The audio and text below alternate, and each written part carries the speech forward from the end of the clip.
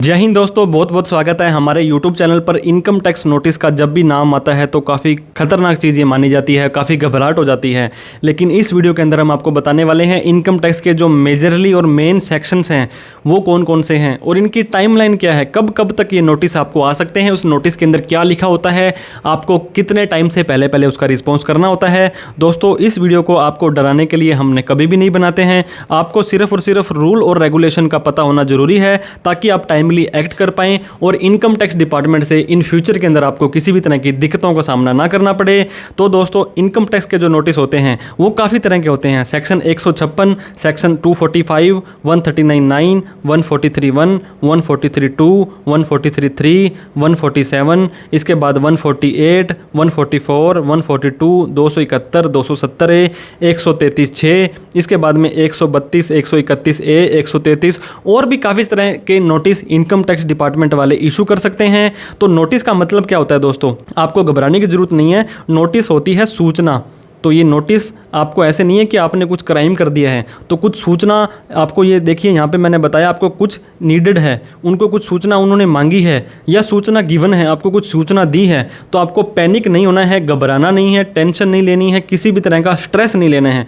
आपने उस नोटिस को पढ़ना है, उसकी तारीख को देखना है कि किस तारीख को ये नोटिस आया था और किस सेक्शन के अंदर आया है, क्या ड्यू डेट है और कब उसका हमने रिप्लाई कैसे देना है। तो टाइम लिमिट होती है हर नोटिस की, हर सेक्शन की अलग अलग। नॉर्मली 15 दिन के, 30 दिन की, 60 दिन की तो होती नहीं है, लेकिन फिर भी हम मान के चलते हैं। तो आपको क्या करना है, अगर आपको समझ है, ऑनलाइन आपको पता होगा। आजकल एक बात मैं और आपको बता दूं, आजकल फेसलेस का ज़माना है। जितने भी तरह के नोटिस आपको आएंगे ये आपको ऑनलाइन आएंगे और उसका जो रिप्लाई देना है वो भी आपको ऑनलाइन ही देना है। तो इस बात का ध्यान रहे कि ड्राफ्टिंग स्किल्स बहुत अच्छी होनी चाहिए आपकी कि उन्होंने क्या मांगा है और क्या वो देना है, क्योंकि सामने वाला ऑफिसर पता नहीं किस स्टेट के अंदर बैठा है। फॉर एग्जाम्पल, केरला के किसी ऑफिसर ने आपको राजस्थान के व्यक्ति को नोटिस भेज दिया, तो उसको क्या पता कि ये क्या चीज़ है कैसे नहीं। तो उसको इस लैंग्वेज में समझाना पड़ेगा आपको कि ये नोटिस है। आप लोकल इनकम टैक्स ऑफिस में जा तो सकते हैं, लेकिन वो आपकी ज़्यादा हेल्प नहीं करेंगे।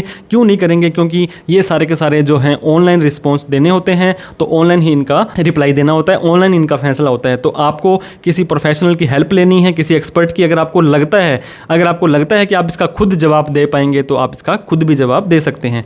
सबसे पहले और सबसे ज़्यादा आने वाला नोटिस जो है सेक्शन 143(1) है। हालांकि इसको नोटिस बोल दो या ये इंटीमेशन होता है अंडर सेक्शन 143(1).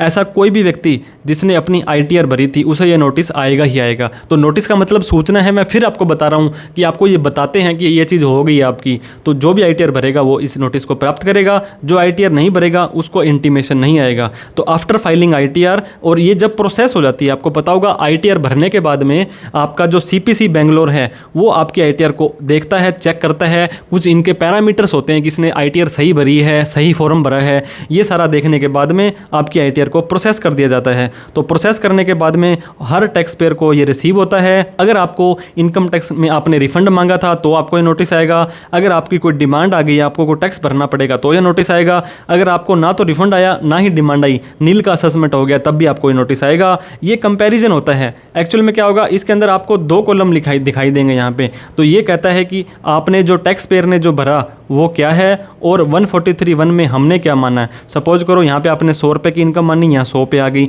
यहाँ पे आपका 10 रुपये का इंटरेस्ट TDS था, यहाँ पे 10 रुपये का है। तो यहाँ पे 50 रुपये का आपको रिफंड आना था, लेकिन विद ब्याज हम आपको 52 रुपये का रिफंड दे रहे हैं। तो इस तरह से एक कंपैरिजन होता है। आपको ये PDF जरूर आया होगा, मेल पर भी, व्हाट्सएप पर भी मैसेज आता है। नहीं आया है तो आप ऑनलाइन इनकम टैक्स के पोर्टल पर व्यू फाइल रिटर्न में जाएंगे और वहाँ पर जाने के बाद में नीचे इंटीमेशन आएगा। तो इसका पेन और डेट ऑफ बर्थ 18 अक्षर का पासवर्ड होता है, छोटे अक्षर के अंदर। तो 143(1) का नोटिस आपको आया है तो कोई टेंशन नहीं है। ये कंपैरिजन होता है कि आपने डेटा क्या भरा है और डिपार्टमेंट ने क्या डेटा माना है, और आपको रिफंड आएगा अगर, तो मैंने आपको बताया उस पर आपको ब्याज भी ये देते हैं क्योंकि एक्स्ट्रा रिफंड आपको मिलता है। तो कब कब ये नोटिस 143(1) का किस टाइम तक आ सकता है, मैंने आपको बताया। बिल के लिए ओके है, कोई दिक्कत नहीं है। रिफंड आया है तो कोई दिक्कत नहीं है, खाते में आ जाएगा। अगर डिमांड आ गई है दोस्तों तो आपको या तो अपनी रिटर्न को रिवाइज करना है, वो टाइम निकल गया है तो रेक्टिफिकेशन करनी है, अपील करनी है। मतलब अगर आपकी डिमांड आ गई है तो आप या तो उसको मान लीजिए कि मेरी डिमांड आई है, जो भी टाइम होता है, या तो उसको आप आगे का एक्शन लेना है। 9 महीने के अंदर आपका जो फाइनेंशियल ईयर खत्म हुआ है जिसमें आपने ITR भरी है तब तक ये आपको आ सकता है।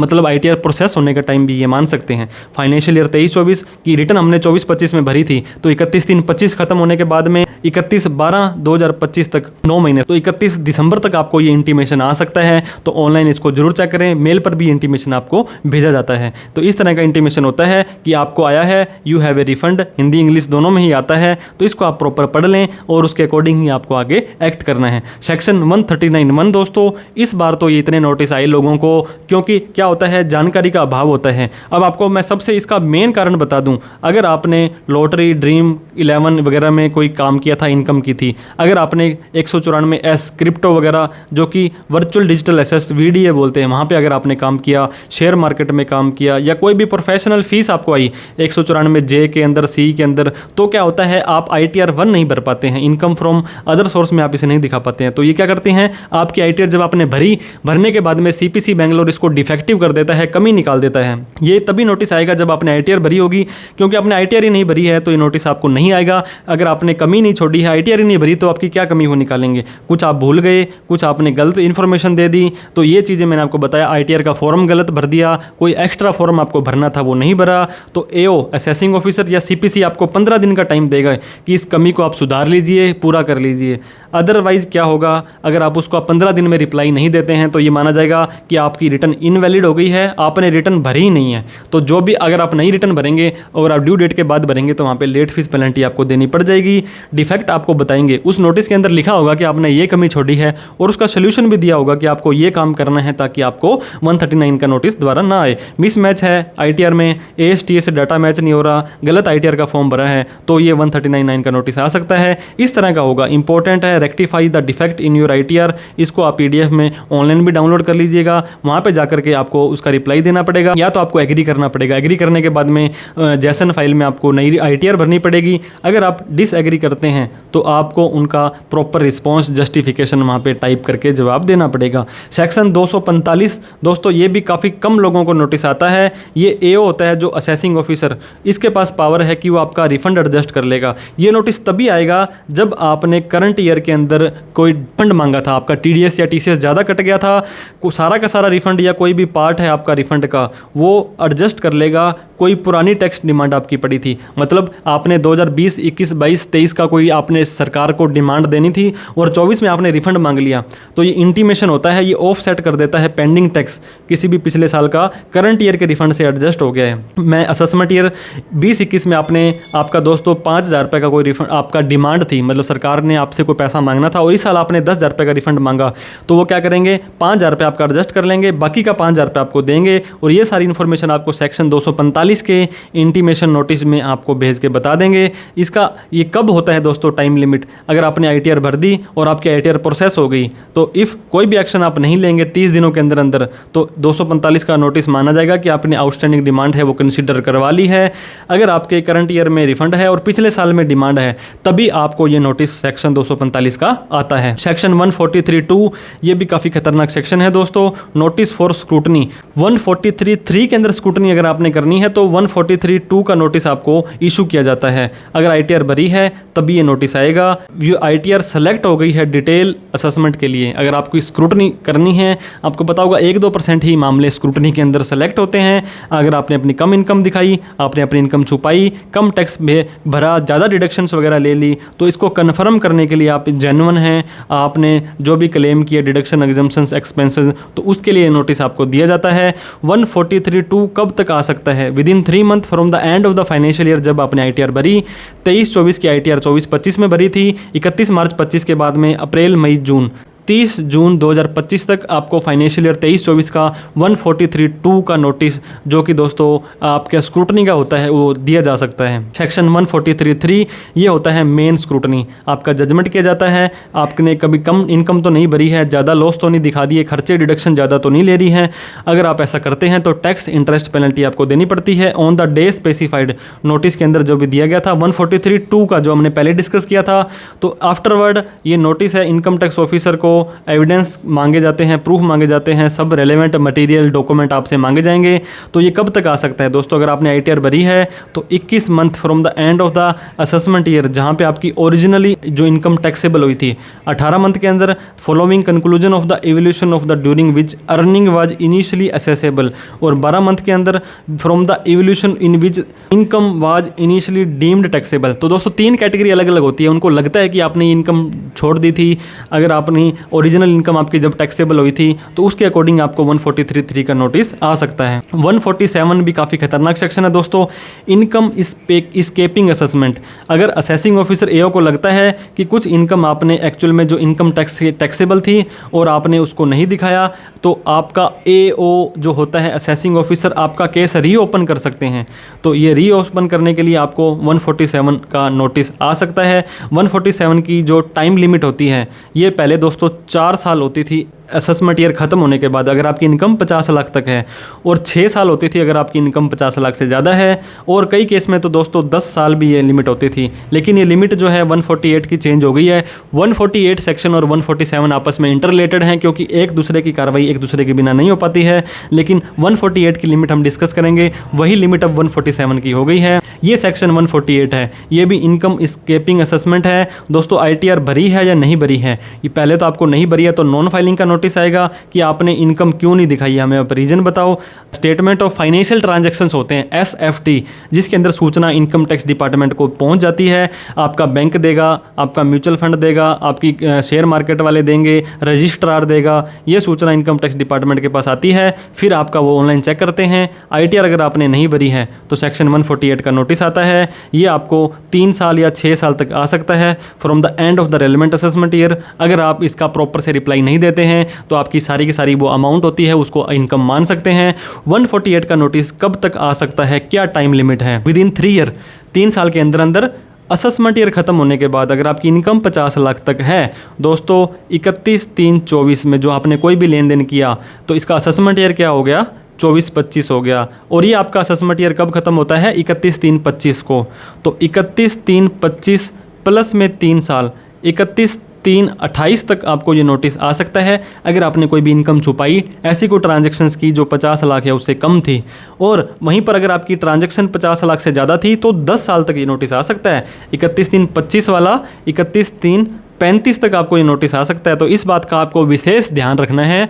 ऐसी कोई भी ट्रांजैक्शंस जो रिपोर्टेबल हो, आपके ASTS 26S में शो कर रही हो, तो आपको ITR भरना प्लीज़ सुनिश्चित करना है, क्योंकि ITR भरने से ज़्यादा दुख तो आपके वहीं पर ही कट जाएंगे, आपको नोटिस आने की संभावना कम हो जाएगी। और 10 साल से ज़्यादा का नोटिस आपको इनकम टैक्स डिपार्टमेंट नहीं भेज सकता है, तो इसलिए आप यहाँ पर टेंशन फ्री हो सकते हैं। Section 142 inquiry before assessment. Assessment आपको पता होगा कि उसका फाइनल कर देना कि हाँ आपकी इतनी इनकम थी, आपका इतना टैक्स था। अगर ITR भरी है देन नॉन फाइलिंग का नोटिस है। इफ़ ITR फाइल्ड तो ओके है, अदरवाइज नॉन फाइलिंग का नोटिस है। If filed then additional information जो AO को चाहिए, मुझे ये इन्फॉर्मेशन चाहिए, फाइल रिटर्न और प्रोवाइड इन्फॉर्मेशन। वो बोलेंगे कि आप अपने रिटर्न या तो दोबारा भरें या हमें ये वाली इन्फॉर्मेशन दीजिए। ऑडिट के केस में sale, purchase, books of account, जो भी खर्चों की डिटेल वगैरह थी वो सारी की सारी आपसे मांगी जा सकती है। तो कब कब ये नोटिस आ सकता है, कोई भी स्पेसिफिक टाइमलाइन तो नहीं है। 142(1), 142(2)A, 143, 144। हालांकि असेसमेंट इसका 21 महीने के अंदर अंदर कंप्लीट हो जाएगा आपके असेसमेंट ईयर खत्म होने से पहले पहले, तो उससे पहले पहले ये आपको ये नोटिस आ जाने वाला है। सेक्शन 144 दोस्तों 144 धारा जब लगती है तो आपको पता होगा वहाँ पे ये एक अलग अलग धाराएं होती है, लेकिन इनकम टैक्स की धारा ये होती है बेस्ट जजमेंट असेसमेंट, क्योंकि AO जो होता है वो अपने विवेक से निर्णय ले सकता है, डिसीजन ले सकता है।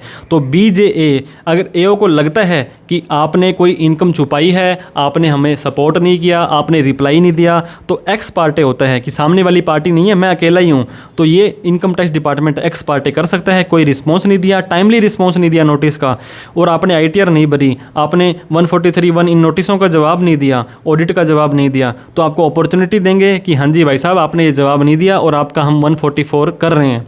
डिटरमाइन करेंगे कि कितना टैक्स आपका बनता था, कितना रिफंड बनता था, जो भी आपका AO को लगेगा, क्योंकि वहाँ पे सर्व ज्ञाता सर्व ध्याता कर्ता धर्ता एओ होते हैं, असेसिंग ऑफिसर, जिन्हें कि आईटीओ बोलते हैं। तो वो आपका असेसमेंट कर देंगे। इस असेसमेंट की कोई भी स्पेसिफिक टाइमलाइन नहीं है। 144 must be completed with in the time limit, जो सेक्शन 153 है। हालांकि 21 मंथ उस असेसमेंट ईयर खत्म होने से पहले पहले ही आपको ये करना होता है। जैसे कि असेसमेंट ईयर 22-23 का था, ये आपका दोस्तों पहले 9 मंथ था, 21 मंथ को रिड्यूस करके इसको 9 मंथ कर दिया है। मतलब असेसमेंट ईयर 24-25 इसको 31 दिसंबर 2025 तक कंप्लीट करना है। तो आप ऐसी गलती ना करें। कोई भी इनकम टैक्स डिपार्टमेंट के द्वारा सूचना मांगी जाती है तो उसे ज़रूर दें, अदरवाइज वो आपको self assessment, best judgement assessment का आपका केस कर सकते हैं। 133(6) फिर से एक बहुत ज़्यादा खतरनाक नोटिस है दोस्तों। ये इनकम टैक्स ऑफिस अलाउ करता है अथॉरिटी को कि गैदर रेलिवेंट इन्फॉर्मेशन, कि हमें ये सूचना चाहिए, आप हमें सूचना दीजिए। जैसे मैंने आपको बताया था, बहुत सारे लोग ATC, ATD इनमें 1.5 लाख HRA की छूट ले ली, बहुत सारे अलाउंसेस की छूट ले लेते हैं और जितना भी टैक्स उनका कटा था TDS का, उसको रिफंड ले लेते हैं और ये रिफंड इनके बैंक अकाउंट में भी आ जाता है। उसके बाद में 1 साल 2 साल बाद इनकम टैक्स डिपार्टमेंट 133(6) का नोटिस भेजते हैं। वो इंक्वायरी करते हैं, proceeding related to taxation. Return notice उनको दिया जाएगा कि इंक्वायरी करी है, हमें स्पेसिफिक इन्फॉर्मेशन चाहिए, डॉक्यूमेंट चाहिए, और पेनल्टीज़ वगैरह भी लगेगी अगर आप नहीं करते हैं। तो नॉर्मली दोस्तों आपको 10 दिन का टाइम दिया जाता है और उसके बाद में 500 रुपये, 100 रुपये ऐसे करके पर डे की पेनल्टी भी आपको देनी पड़ती है। तो 133(6) का नोटिस तभी आएगा जब इनकम टैक्स डिपार्टमेंट को आपके ऊपर डाउट है, कोई एडिशनल इन्फॉर्मेशन आपसे मांगी जा रही है। तो इसका कोई भी टाइमलाइन नहीं है दोस्तों। बहुत सारे लोगों को पिछले साल के नोटिस अब आए थे, उससे पिछले साल के नोटिस भी आ रहे थे। तो during on going inquiry assessment, जब भी इन्वेस्टिगेशन चल रहा है तो एओ को, लेकिन ये है कि प्रिंसिपल ऑफ नेचुरल जस्टिस, एक जस्टिस है, किसी के साथ भेदभाव नहीं करेंगे, कोई खिलवाड़ नहीं करेंगे, लेकिन एओ के पास वैलिड रीजन होना चाहिए। 133(6) का नोटिस भेजने से पहले उसे पता होना चाहिए कि मुझे लगता है कि आपने ये ज़्यादा रिफंड ले लिया था, तो आपको ये 133(6) का नोटिस आ सकता है। 271(1)(c) दोस्तों, फेलियर टू फर्निश रिटर्न, आपने रिटर्न नहीं भरी, आपने नोटिस का जवाब नहीं दिया, आपने टैक्स की चोरी कर ली, पेनल्टी आपको लगेगी 271(1)(c) में। ये हो सकती है 100% से लेकर 300%, जितना आपका टैक्स बनता था, जितनी आपने इनकम चोरी की थी, उसके ऊपर जो टैक्स बनेगा उसका 100 से 300%। ये 6 महीने के अंदर अंदर, जिस मंथ के अंदर आपका फैसला हुआ है उसके 6 महीने के अंदर अंदर आपको ये नोटिस 271(1)(c) का आ जाएगा।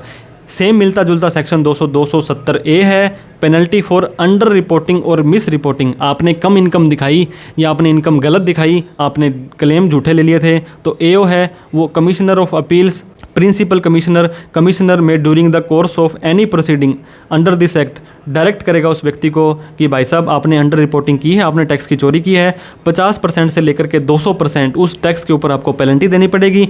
और ये भी जिस मंथ में आपका फैसला हुआ उसके 6 महीने के अंदर अंदर आपको ये नोटिस आ जाएगा। 156 डिमांड का नोटिस दोस्तों काफ़ी खतरनाक नोटिस है। ये तब आता है जब आपकी डिमांड जो है इनकम टैक्स डिपार्टमेंट ने आपको कोई टैक्स लगा दिया है। Van any tax, interest, penalty, fine, किसी भी तरह का कोई आपको पेबल होता है और एक ऑर्डर पास कर दिया जाता है कि इनकम टैक्स ऑफिसर ने कि ये आपको नोटिस दिया जाता है कि इतने रुपए की डिमांड आपको इतने टाइम में भरनी है। कोई भी टाइमलाइन इसकी नहीं होती है। ये आपका जब असेसमेंट खत्म हो जाएगा उसके हैंड टू हैंड ही आ जाती है। तो 30 दिनों के अंदर अंदर आपको वहाँ पे डिमांड पे करनी होती है, नहीं तो उसके बाद में आपको काफ़ी सारा ब्याज देना पड़ जाता है।